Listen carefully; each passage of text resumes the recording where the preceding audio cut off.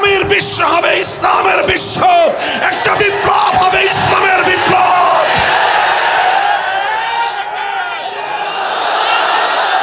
সমস্ত জাহানের রব হলেন আল্লাহ, তার অর্থ হলো সমস্ত জগতে বিধান চলবে কার? আসমানের রব হলেন কে? সুতরাং আসমানে বিধান চলবে কার? জমিনের রব কে? সুতরাং জমিনে বিধান চলবে কার? বাংলাদেশের রব কে? সুতরাং বাংলার এ মাটিতে বিধান চলবে কার? বঙ্গভবনের রব কে? সুতরাং বঙ্গভবনে বিধান চলবে কার? গণভবনের রব কে? সুতরাং গণভবনে বিধান চলবে কার? জাতীয় সংসদ ভবনের রব কে? সেই সংসদে আইন চলবে একমাত্র কার? যদি কেউ বঙ্গবন্ধুর মূর্তি বানায় সে আবু জাহালের প্রেতাত্মা। একইভাবে বলবো, কেউ যদি জিয়াউর রহমান সাহেবের মূর্তি বানায় সেও আবু জাহালের প্রেতাত্মা।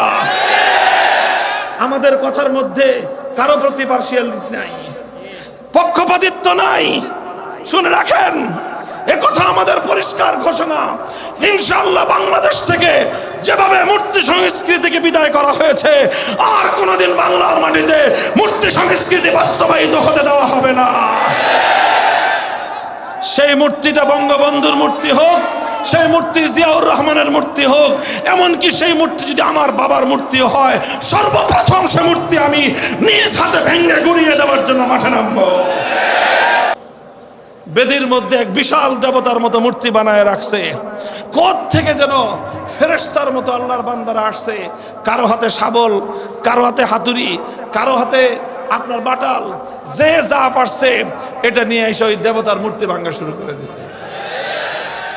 কাউকে বলতে হয় নাই, কেউ কাউকে নির্দেশ দিতে হয় নাই, মুহূর্তের মধ্যে কোথ থেকে আসলো। আরেকজন দেখি রশি না গলায় পেঁচাইছে দেবতার, দেখি দেবতার যেই সাইজ, রশির সাইজ চিকন হয়ে গেছে। এরপরে কিছুক্ষণ পরে 5 মিনিট পরে দেখি একজন ইয়া মোটা রশি নিয়ে আসছে। কোত্থেকে আনছে আল্লাহ জানে, জাহাজ বান্ধে না যে রশি দিয়ে। এই দেবতার সাইজ যেরকম, এই জাহাজ বান্ধার রশি আই নাই দেবতার গলার মধ্যে পেঁচাইছে। এখন রশিদের যতই মারে টান, কিন্তু রড দিছে একেবারে 10 তলা 20 তলা বিল্ডিং বানানোর জন্য যে মোটা মোটা রড দেয়, সেই রড দিয়ে দেবতাকে খাড়া করাইছে। যখন ঠ্যাং ভাঙছে, হাতুড়ি দিয়ে বাটাল দিয়ে তারপরে তো রড আসছে। এই রড তো হাতুড়ি দিয়ে বাটাল দিয়ে ভাঙা যায় না। পরে কোত্থেকে এই সমস্ত মানুষগুলো হ্যাকসো ব্লেড নিয়ে আসছে, এরপরে হ্যাকসো ব্লেড দিয়ে পায়ের রক কাটছে। এরপরে এই বিশাল গাছি ধরে হাজার হাজার মানুষ হেসকা টান মারছে আল্লাহু আকবার বলে। আকাশ থেকে হুবলের দেবতা জমিনের মধ্যে ভূপাতিত হয়ে গেছে।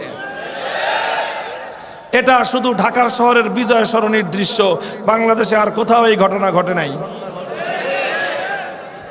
বাংলাদেশের 5ই আগস্টের সূর্য অস্তমিত হওয়ার আগেই গোটা বাংলাদেশ থেকে সমস্ত মূর্তি সংস্কৃতি বুড়িগঙ্গায় ভেসে গেছে। আমি বলেছিলাম যে আল্লাহর পয়গম্বর যেদিন মক্কা বিজয় করেছেন, বাইতুল্লাহ শরীফের ভিতর থেকে যত মূর্তি ছিল সমস্ত মূর্তিগুলোকে একটা একটা করে ধরে এনেছেন, লাঠি দিয়ে পেটের মধ্যে গুতা মেরেছেন, জমিনের মধ্যে ভূপাতিত করেছেন। কোরআনের আয়াত আল্লাহর নবীর কণ্ঠে উচ্চারিত হয়েছিল, জাল হাক্কু ওয়া যাহাকাল বাতিল ইন্নাল বাতিলা কানা যাহুকা। একত্ববাদ হলো সত্য আর মূর্তি হলো মিথ্যা। সত্য এসেছে, মিথ্যা চলে গেছে, আর মিথ্যা সত্য আসলে কোনোদিন টিকে থাকতে পারে না। মূর্তি বাইর করতে করতে সর্বশেষে একটা মূর্তি বের করে আনা হলো। সেই মূর্তিটা হলো ইব্রাহিম আলাইহিস সালামের নামে বানানো মূর্তি। আল্লাহর নবী এই মূর্তিটা দেখে সবচেয়ে বেশি ক্ষিপ্ত হলেন। নবীজি বললেন, কাতালাহুমুল্লাহ, আল্লাহ পাক এই মক্কার আবু জাহালদেরকে, মক্কার এই দুরাচার মুশরিকদেরকে আল্লাহ পাক ধ্বংস করুক, অভিশাপ হোক খোদার ওদের উপরে। ইব্রাহিম আলাইহিস সালামের মূর্তি বানিয়েছে, অথচ ইব্রাহিম আলাইহিস সালামের এই পৃথিবীতে সবচেয়ে বড় অবদান ছিল আল্লাহর জমিন থেকে শিরকের এই সকল মূর্তিগুলোকে ভেঙে গুড়িয়ে দেয়া। কিন্তু তারা সেই ইব্রাহিম আলাইহিস সালামের মূর্তি বানিয়েছে। এই কথা বলে আল্লাহর নবী ক্ষোভ আর রাগ নিয়ে ইব্রাহিম আলাইহিস সালামের মূর্তি ভাঙলেন। আমি এই ঘটনা বলেছিলাম, নবী মুহাম্মদ আরবি সাল্লাল্লাহু আলাইহি ওয়াসাল্লাম হলেন ইব্রাহিম আলাইহিস সালামের সন্তান। কথা বলেন, ইব্রাহিম আলাইহিস সালাম বংশের সন্তান না? ইব্রাহিম আলাইহিস সালামের ছেলে ইসমাইল, ইসমাইল আলাইহিস সালামের বংশেই মুহাম্মদ সাল্লাল্লাহু আলাইহি ওয়াসাল্লামের জন্ম। এই জন্যই বলা হয় মিল্লাতা আবিকুম ইব্রাহিম, তিনি আমাদের নবীর পিতা, আমাদের নবীর পূর্বপুরুষ, সুতরাং তিনি আমাদের ধর্মের পূর্বপুরুষ। সেই ইব্রাহিম আলাইহিস সালাম মূর্তি বানাইছে, আল্লাহর নবী সাংঘাতিক ক্ষিপ্ত হয়েছেন। আমি বলেছিলাম নিজের পূর্বপুরুষের মূর্তি ভাঙা ইব্রাহিম আলাইহিস সালামের মুহাম্মদ সাল্লাল্লাহু আলাইহি ওয়াসাল্লামের আদর্শ। আল্লাহর নবী নিজের বাপদাদার মূর্তি বানাইছেন না নিজের বাপদাদার মূর্তি ভাঙছেন? সুতরাং নিজের বাপদাদার মূর্তি ভাঙা হলো নবীর আদর্শ। যারা আল্লাহর নবীর উম্মত, যারা আল্লাহর নবীর আদর্শের অনুসারী, তারা বাপদাদার মূর্তি ভাঙে, আর যারা নিজেদের বাপদাদার মূর্তি বানায় তারা আবু জাহালের প্রেতাত্মা। সারা দুনিয়াতে ইসলামের একটা বিপ্লব আসবে, চারিদিকে সেই বিপ্লবের পূর্বাভাস দেখা যাচ্ছে। প্রতিদিন প্রত্যুষে যখন সূর্য উদিত হয়, সূর্য ওঠার আগ দিয়ে সুবহে সাদেকের সময় পূর্ব দিগন্তে আকাশ প্রতিভাত হয়ে যায়, ফর্সা হয়ে ওঠে। আকাশে সূর্য ওঠার ঘণ্টাখানিক আগে থেকে সূর্যের আগমনী বার্তা পাওয়া যায়। হে তরুণ যুবক, হে চক্ষুষ্মান ব্যক্তিরা, তাকিয়ে দেখো আজ বাংলার 55,000 বর্গ মাইলের দিকে, তাকিয়ে দেখো হিন্দুকুশ ওই পর্বতের দিকে, তাকিয়ে দেখো আরব বিশ্বের দিকে, পৃথিবীর দিকে দিকে আজ নতুন আগমনী সূর্যের আগমনী বার্তা পাওয়া যাচ্ছে।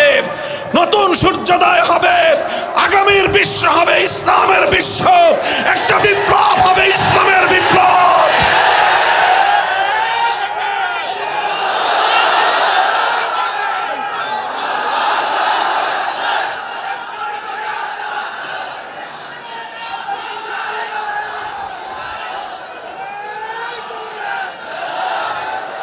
একটা বিপ্লব আসবে, ইসলামের বিপ্লব। আল্লাহর কসম খেয়ে বলি, ইসলামের বিপ্লব আসবে, সে বিপ্লব রুখে দেওয়ার সাধ্য পৃথিবীর কোন শক্তির হবে না। কামা আন্না দুনাল ইয়াউমি আল গাদ, কামা আন্না দুনাল ইয়াউমি আল গাদ। আজ রাত অতিক্রান্ত হওয়ার পর আগামীকালের সকাল আসবে। আজ রাতের অন্ধকার কেটে যাওয়ার পরে আগামীকাল ভোরবেলায় নতুন সূর্যের উদয় হবে। সন্দেহ আছে? এই কথাটায় যেমন সন্দেহ নাই, ঠিক তেমনি ভাবে আজ পৃথিবীতে তাগুতের যেই জয় জয়কার দেখা যাচ্ছে, সারা পৃথিবীতে তাগুতি ব্যবস্থার যেই জুলুম আর শোষণ চলছে, এই জুলুম আর শোষণের রাজত্বের কবর রচিত হবে। সেই কবরের উপর একটা ফুল গাছ ফুটবে, আর সেই ফুল গাছের ফুল ফুটবে, সেই ফুলের নাম হবে ইসলামী বিপ্লবের ফুল। নবী বলেছেন, লা তাজালু তাইফাতুম মিন উম্মতি মানসুরিন আলাল হক লা ইয়াদুররুহুম মান খাযালাহুম আও ক্বালা খালাফাহুম হাত্তা ইয়াতি আমরুল্লাহ। আল্লাহর পয়গম্বর বলেছেন, আমার দ্বীনের ঝান্ডা নিয়ে একদল চলবে, পথ চলবে, পৃথিবীর কোন শক্তি তাদেরকে দমন করতে পারবে না। অন্য হাদিসে আল্লাহর রাসূল সাল্লাল্লাহু আলাইহি ওয়াসাল্লাম বলেছেন, লা ইয়াবকা ফিল আরদি বাইতু মাদারিন ওয়ালা ওয়াবারিন ইল্লা আদখালাহুল্লাহুল ইসলাম ইম্মা বিইজ্জি আজিজিন ওয়া ইম্মা বিযুল্লি জালিল। এই পৃথিবীর গোটা এই ভূপৃষ্ঠের মধ্যে একটা ঘর অবশিষ্ট থাকবে না, চাই সেই ঘরটা কোনো শহর অঞ্চলের দালান কোঠা হোক, অথবা সেই ঘরটা কোনো একেবারে মরুপ্রান্তিক অঞ্চলের নিভৃত কোনো পল্লীর কোনো কাঁচা টিনের অথবা মাটির ঘর হোক, ইল্লা আদখালাহুল্লাহু কালিমাতাল ইসলাম। প্রতিটি ঘরের মধ্যে আল্লাহ পাক কালিমায়ে ইসলামকে, ইসলামের কালিমা লা ইলাহা ইল্লাল্লাহকে আল্লাহ পাক বিজয়ী বেশে প্রবেশ করাবেন।